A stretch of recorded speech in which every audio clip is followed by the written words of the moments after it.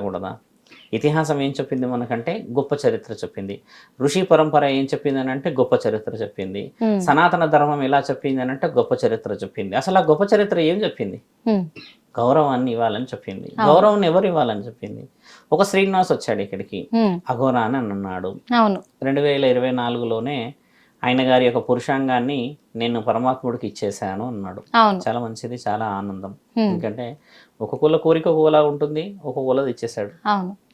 తర్వాత ఆయన గారు సాధన రీత్యా కేదార్నాథ్ వెళ్ళామన్నారు, అక్కడి నుంచి వచ్చారు. అది చాలా ఆనందమైనది, ఎందుకంటే సాధన ఎక్కడైనా చేయవచ్చును.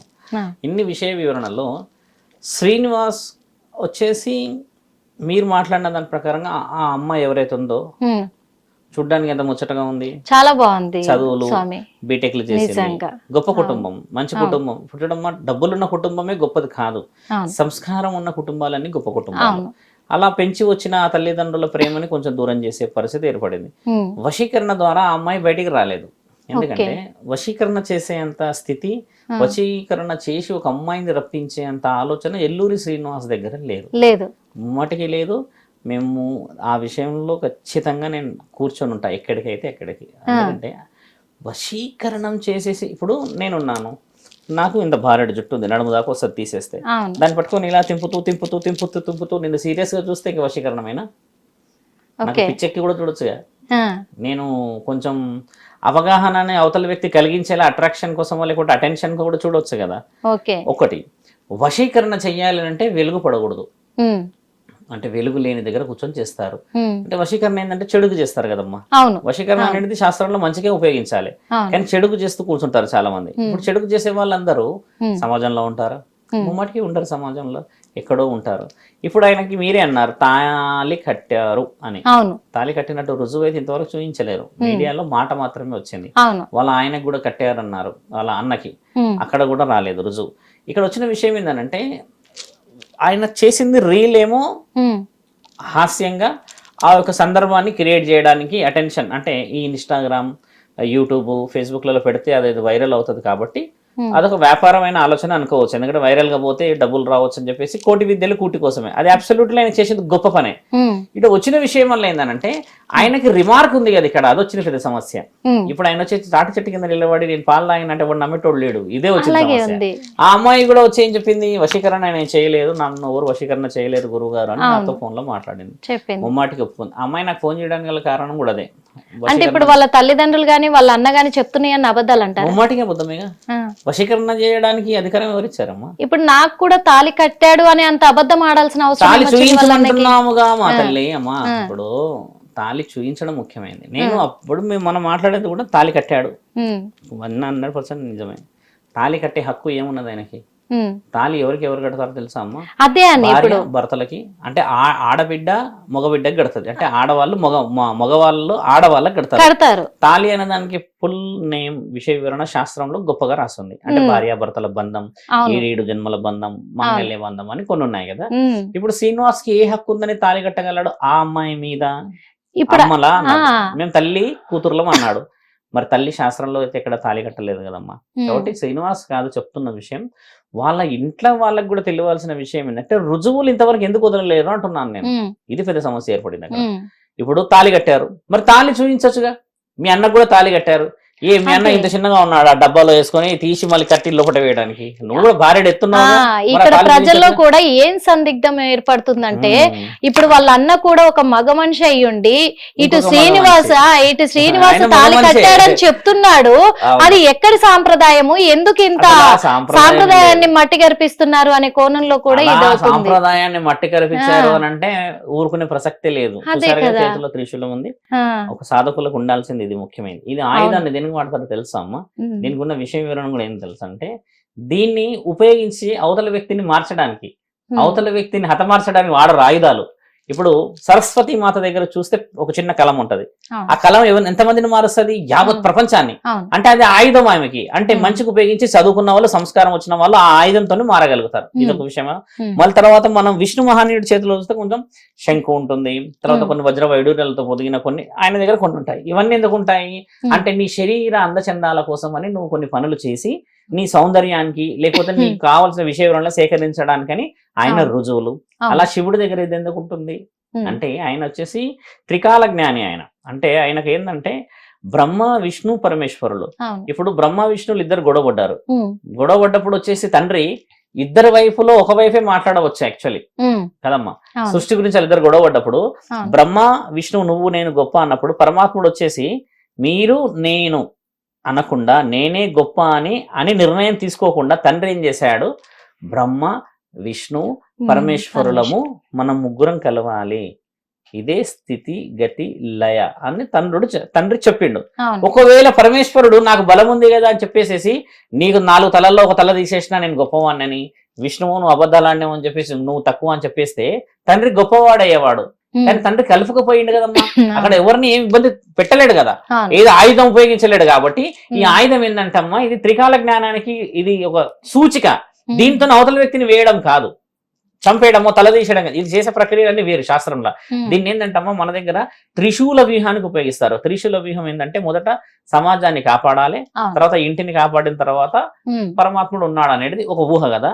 ఇప్పుడు శ్రీనివాస్ దగ్గర అంత నాలెడ్జ్ మీరు అన్నట్టుగానే వశీకరణ చేసి తాళి ఈమె గట్టి ఆయన గట్టి అన్ని కట్టేసేస్తే, ఒక వ్యక్తికి అంత నాలెడ్జ్ ఉండి తాళి కట్టేస్తే ఈ లోకమంతా కళ్ళు మూసుకొని కూర్చుందా అమ్మ. వాళ్ళ అమ్మా నాన్నలు తాళి కట్టేశారు అని అంటే మీకు తెలుసా అమ్మా, అలా మాట్లాడినందుకు మనల్ని కొంతమంది విమర్శించినా చాలా మందికి తెలియాల్సిందని చెప్తున్నా. మామూలుగా పసుపు కొమ్మ కట్టిన ఒక స్త్రీ అక్కడికి తల ఆపేస్తుంది. ఇప్పుడు కొంతమంది పొగరుతో ఉన్నారని, కొంతమంది గతంలో నన్ను వాడేసుకున్నారని, కొంతమందిని నన్ను ఫైనల్ చేసిన ఉంటారు కదా. అలాంటి వాళ్ళని కూడా కొన్ని సందర్భాలు ఎలా ఏర్పడతాయంటమ్మా, తక్కువ ఒక గుడిలోనో ఒక వీధిలోనో పంచాయతీలో కూడా ఒక చిన్న పసుపు కొమ్మ కట్టేస్తారు. ఆ పసుపు కొమ్మ కట్టేసినాక ఆ స్త్రీకి తీసే అధికారం ఈ శాస్త్రంలో ఇంతవరకు లేదు, తీయదు. తర్వాత గొడవలు అయితే పంచాయతీ ఆ వేరు విషయం. ఒక తాళి అంతా అవలీలకు కనబడుతుందా అమ్మ? స్త్రీ శక్తి అంతా ఏం చేస్తున్నది తాళి గురించి మాట్లాడేటప్పుడు? ఈ మహిళా మండలి అధ్యక్షులందరూ ఏం చేస్తున్నారు? ఇప్పుడు మన దగ్గర ఉన్న హ్యూమన్ అనే దగ్గర ఉమెన్ ప్రొటెక్షన్ టీమ్స్ ఉన్నాయి, వాళ్ళందరూ ఏం చేస్తున్నారు? తాళి గురించి మాట్లాడే అర్హత ఆ స్థితిగతులకు వచ్చేస్తారు వాళ్ళు అంటే. అసలు ఇక్కడ పెళ్లికి సాంప్రదాయానికి విలువలేదా అమ్మ? ఎల్లూరి శ్రీనివాస్ వచ్చేసి తాళి కట్టేసిందంటే తాళి కట్టేసి సరే ఓకే తాళి కట్టేసావు, ఆ అమ్మాయి నీకు తాళి కట్టిన వివరణ చూయించేసి ఎందుకు కట్టేవని చెప్పేస్తే ఆ తల్లిదండ్రులు అంతా మొత్తుకోరు కదా. కాబట్టి అక్కడ అవాస్తవం జరుగుతుందన్న విషయం. ఇప్పుడు ఆ తండ్రి వచ్చి నిన్న మొన్న ఏం చెప్పారంటమ్మా, మోసం చేశాడు. నిన్న వచ్చిన విషయం ఏంటంటే ఇంకా మేము నీళ్లు పోసేసుకుంటాం నెత్తి మీద, ఇంకా మాకు సంబంధం లేదు అని అన్నారు. ఇప్పుడు వాళ్ళ బాధ తట్టుకోలేక 4 రోజులు వారం రోజుల తర్వాత మాట వదిలేరు. తల్లి రుజువు తల్లిదండ్రులు చేయాల్సినది చేసేసారు, బాధనో ప్రేమనో అన్ని చేశారు. ఒక వ్యక్తిని అన్నోన్ పర్సన్ ఇంట్లోకి తెచ్చుకున్నారు, నమ్మాడు, తీసుకెళ్ళాడు, మోసం చేశాడు అని ఇట్లా అంటున్నారు కదా. ఇక్కడ ఎల్లూరి శ్రీనివాస్ మోసం చేశాడు అని అనుకోవడమే మనందరం మోసపోతున్నాం. బాగా గమనించాల్సిన విషయం. సొసైటీ మనల్ని చాలా చాలా చాలా చాలా చాలా తక్కువ ఆలోచన ఎక్కడ చేస్తుందంటమ్మా, వెల్ మెచ్యూర్ డిస్కషన్స్ కావట్లేవు యూట్యూబ్ లో. The discussion is going between the peoples. కానీ సనాతన ధర్మం వచ్చేసినప్పుడు ఏం మాట్లాడాలంటే వాట్ ఈస్ యాక్చువల్లీ హ్యాపెన్. అయినా నేను రీల్ చేశాను అన్నాడు ఒక విషయం. రెండోది మేము హాస్యంగా అందరం కూర్చొని తాగాం తినాం అంత బాగుందని అన్నాడు రెండో విషయం. మూడో విషయం ఆ అమ్మాయి అంతలా ఆ అమ్మాయి వచ్చిందని చెప్పాడు, ఆ అమ్మాయి కూడా దానికి ఒప్పుకుంది. నాలుగో విషయం ఏంది, ఇంతవరకు బ్రేక్ చేయలేకపోయాం. వాళ్ళు వారం నుంచి మనం ఏం బ్రేక్ చేసాం, వాళ్ళిద్దరు బ్రేక్ చేసాము, ఎక్కడైనా జస్టిస్ కాకుండా ఆపాము. దెన్ వాట్ రైట్ మనకున్నది మాట్లాడడానికి? బ్రేక్ చేయలేని శక్తి మన దగ్గర లేనప్పుడు డిస్కషన్ చేసే శక్తి ఉండకూడదు. శ్రీనివాస్ ఇప్పుడు రాజస్థాన్ లో ఏదో త్రయంబకేశ్వర ఆలయం పోతున్నామని ఒక వీడియో రిలీజ్ చేశాడు, మార్నింగ్ నేను చూసాను. గుడికి వెళ్ళిపోయాడు, వచ్చాడు, అంత బాగానే ఉందిగా. విషయం మీరు ట్రిగ్గర్ ఎక్కడ చేస్తలేరంటే అమ్మా శ్రీనివాస్ తీసుకెళ్లాడు అన్న విషయం మాట్లాడుతున్నారు. ఆ అమ్మాయి వెళ్ళిందన్న విషయం ఎందుకు మాట్లాడతలేరు? అమ్మాయి వెళ్ళింది స్వయంగా కూడా. ఎందుకంటే చాలా మీడియా ముఖంగా కూడా అమ్మాయి ఏమంటుంది, నా ఇష్ట ప్రకారమే వచ్చాను, అర్ధరాత్రి పూట నేను ఇంట్లో నుంచి బయలుదేరి వచ్చాను, నన్ను ఎవరు తీసుకురాలేదు చెప్పింది ఆ అమ్మాయి. మీరు అన్న విషయం ఏంటంటే ఆ అమ్మాయి చెప్పింది కాబట్టి ఇక్కడ మీరు మనం అడ్డుకునే హక్కు ఎక్కడుందంటమ్మా, ఆ అమ్మాయి భవిష్యత్తు గురించి ఉంది. అదే కదా. ఇప్పుడు ప్రేమ అనుకోండి, అవతల వ్యక్తి మగవాడు అనుకోండి, మీరు అన్నట్టుగా ఓకే ఆయన మగవాడు ఈవిడ ఆడది, 6 నెలలు సంసారం చేస్తే తెలుస్తుందిరా వాళ్ళకి సిచ్యువేషన్ అది లేదు. ఆయననేమో సాధకుడు అంటాడు, సాధననేమో కారులో నుంచి పోతవడం చేత ఇవన్నీ కొన్ని గ్యారంటీడ్ వర్డ్స్ కావు. కార్లో పోకూడదు, ఒక దగ్గర గుడి ఉన్నదా, ఇది ఉన్నదా, అది ఉన్నదా అంటేనేమో ఓకే దెర్ ఇస్ అడ్రస్, ఒక ఐడెంటిఫికేషన్ ఉంది అని మాట్లాడొచ్చు అని అంటే అవును. అలా లేకపోవడమే ఇప్పుడు గ్యారంటీ అనేది మన క్వశ్చన్. ఉమ్. నేను మెయిన్ ట్రిగ్గర్ చేయడానికి కూడా శ్రీనివాస్ ఒకవేళ వింటే ఆయనకు కూడా చెప్తున్నాము, వింటారు ఖచ్చితంగా ఖచ్చితంగా వింటారు. శ్రీనివాస్ కి తెలవాల్సిన విషయం ఏంటంటే రక్షణ లేని కవచం ఇప్పుడు మనందరం ఉన్నాం. ఉమ్. ఎలా రక్షణ లేని కవచం అయ్యామంటే అమ్మా పక్కనున్నోడే వెన్నుపోటు పొడుస్తాడు. ఇక్కడ ఖచ్చితంగా. అంతర్యుద్ధం రాజ్యాలకే మంచిది కాదు. ఉమ్. నిన్నగాక మొన్న పాస్టర్ గారి విషయం చూసాం కదా. అవును. ఇప్పుడు హిందువులు ముస్లింస్ ఆ తర్వాత క్రిస్టియన్స్ మధ్యలో ఎంత పెద్ద యుద్ధం జరుగుతుంది, అసలు న్యాయం జరుగుతుంది. ఇంతవరకు కాలేదు. ఏం జరిగింది అనే విషయం అవ్వలేదు. తెలియదు కానీ చాలా ఎత్తున మాట్లాడుతున్నారు. అవును. ఇప్పుడు మనలో మనకి రక్షణ కోల్పోయినట్టుగా ఏంటంటే ఒకళ్ళు ఎవరో ఒకళ్ళు ఉంటారు చీడ పురుగు. ఉమ్. ఒక రాయి వేసేస్తే అందులో మంచి వాళ్ళు ఉంటారు, చెడ్డ వాళ్ళు ఉంటారు, అందరికీ సమస్య ఏర్పడిపోతుంది. అవును. ఇలాంటి విషయం ఏంటంటే శ్రీనివాస్ రాష్ట్రాలు దాటిపోతున్నాడు, రాత్రి ఎక్కడో ఉంటాడు, ఉమ్. అర్ధరాత్రి పూట తెల్లారేసరికి ఇంకో రాష్ట్రంలో ఎక్కడో ఉంటున్నాడు. ఉంటాడు కదా. అమ్మాయి ఉండడం చేత ప్రమాదం, అదే ఎందుకంటే కదా. ఆకతాయిలు ఉండవచ్చు కదమ్మా. మరి ఇప్పుడు ఇది మెయిన్, రక్షించేంత ఇది శక్తి ఆయన దగ్గర ఆయన ఉందంటారా? రక్షించవచ్చునేమో. ఆ. ఆయన కారణ జన్ముడు కాబట్టి ఆయన దగ్గర బ్రహ్మాస్త్రాలు కారణ ఉండవచ్చు. జన్ముడు అంటారా? నిజంగా మీరు స్వామి. ఇప్పుడు ఇప్పుడు శ్రీనివాస్ కి బ్రహ్మాస్త్రం ఉన్నది అనుకుందాం నా చేతిలో. యా. బ్రహ్మాస్త్రం ఎవరి మీద ఉపయోగిస్తాడు? ధర్మం మీద ఉపయోగించాలి. అవును. ఇప్పుడు అధర్మంగా వచ్చి ఎగబడితే ఎవరి మీద ఉపయోగిస్తాడు అంటున్నా. మత్తు తాగొచ్చి బాగా తాగొస్తారు, 10 మంది 20 మంది ఎగబడతారు. ఎంతమందిని ఆపగలుగుతాడు ఆయన? ఇప్పుడు ఆపలేడు కదమ్మా. ఆ అమ్మాయి చూడండి ప్రమాదం అక్కడే ఉంది. నేను అది కావద్దంటున్నా, దేవుడు పరమాత్ముడు దయ. ఎందుకంటే అమ్మాయికి చాలా భవిష్యత్తు ఉంది. ఒకటి భవిష్యత్తు ఒకటి అమ్మా, ఎడ్యుకేషన్ చేసింది, ఆ. తర్వాత మంచిగా ఉంది, అంత బాగుంది. ఆ అది. అమ్మాయి కూడా తెలుసుకోవాల్సింది ఏంటంటే ద వే వాళ్ళు పోయేది పర్ఫెక్ట్ వే కాదమ్మా. ఉమ్. నేను దానికి వ్యతిరేకిస్తా. ఎందుకంటే ఒక దగ్గర ఆగు అన్న, నాతో ఫోన్ లో నేను చెప్పింది కూడా అదే, ఆగు నాయనా, ఉమ్. ఒక దగ్గర నువ్వు ఆగితే ఉమ్. నేను కలిసి నువ్వు కలిసి ప్రభుత్వాల్ని అడుక్కుందాం వెళ్ళి, ఒక 100 గజాలు 200 గజాలు మాకు స్థలం ఇవ్వండి స్వామి, మేము గుడి కట్టుకుంటామంటే ఆడ గూలపడు అన్న. నిజమే. అట్లా ఆ. గూలపడితే నేను ముందుకు వస్తా, లేకపోతే సాధకులు వస్తారు, సాధులు వస్తారు, నువ్వు ఏ సాధన ఇచ్చుకుంటావో నీ ఇష్టం. ఆ సాధన వచ్చో రాదు భగవంతుడు తెలుసు కదా, ఇచ్చుకో నీకు అడ్రస్ ఉంటది అని అంటే నేను వచ్చి కలుస్తా స్వామి, నేను ఇప్పుడు కొన్ని జ్యోతిర్లింగాలన్నీ తిరిగేసి వస్తున్నాను అన్నాడు. కలుస్తారంటారా? కలుస్తానన్నాడు. ఆయన కలవకపోతే ఇక నేను కలుస్తా కదా. ఉమ్. విషయం అది. శ్రీనివాస్ నా దగ్గర రాకపోవచ్చు. ఎందుకంటే స్వామి నేను ఈ మాట కూడా ఎందుకు అడిగానంటే ఆయన ఇక్కడ ప్రత్యక్షమైన రోజు నుంచి మొదలు పెట్టుకుంటే ఇప్పటిదాకా కూడా స్టార్టింగ్ ఏమో నేను ఏమీ తినను, నాకు ఆహారం అనేది ఉండదు, పాలు తప్ప అని చెప్పేసి అన్నాడు. అవునా? తర్వాత ఆహారం తింటూ వచ్చాడు. ఇంకొకటి నేను మొత్తము ఏమంటారు అఘోరి సాధన చేశా, అలాగే నాగసాధు సాధన చేసినవన్నీ నేను లోక కళ్యాణం కోసం వచ్చానన్నాడు. కానీ లోకం కోసం ఏమీ చేయలేదు, అక్కడ రుజువు అవుతుంది. అందరి మీద దాడి చేయడం మొదలెట్టాడు. అంటే ఓకే తన సెక్యూరిటీ కోసం కావచ్చు, కానీ ఇప్పుడు తీరా చూస్తే అన్ని రోజులు ఆ తల్లిదండ్రులు కూడా ఈయనలో ఇంట్లో పెట్టుకున్నారు. అప్పుడు మంచోడా చెడ్డోడా అని గమనించలేదు శ్రీనివాస్ని. గమనించకుండా ఈ రోజు వాళ్ళ అమ్మాయి తనతో వెళ్ళడం బట్టి కూడా ఇంకొకటి ఆ అమ్మాయి 3 సంవత్సరాల క్రితం నుంచే నేను ఒక నాగసాధువుగా మారిపోవాలి అని దీక్ష తీసుకుంటున్నాను అని చెప్పింది ఆ అమ్మాయి. నాగసాధువులు అంటే ఆ అమ్మాయికి చెప్తున్నాము. ఆ. మీరన్న మంచి ప్రశ్న తల్లి. ఆ. అఘోరాలు నాగసాధువులు కావాలి అంటే ఉమ్. కారణ జన్మలై పుట్టుండాలి. Yes. శివుడు పిచ్చోడు కాదు, 3 కన్నులు వేసుకొని కళ్ళు మూసుకోలేడు. Yes. ఆయన వచ్చేసేసమ్మా is the eternity to the divine power. అంటే ఉమ్. 3వ కన్ను వంకర ఉంటది తండ్రిది, మీరు గమనించారు. అవును. మనలాగా ఇలా ఇలా ఉండదు, స్ట్రైట్ ఇలా ఉంటుంది. అంటే నువ్వు చూసే చూపు కంటే ఆయన భిన్నంగా చూడగలడు.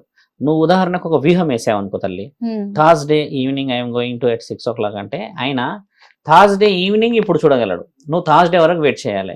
అంటే జ్ఞానాన్ని రుజువు చేయగలిగిన మహాజ్ఞాని ఆయన.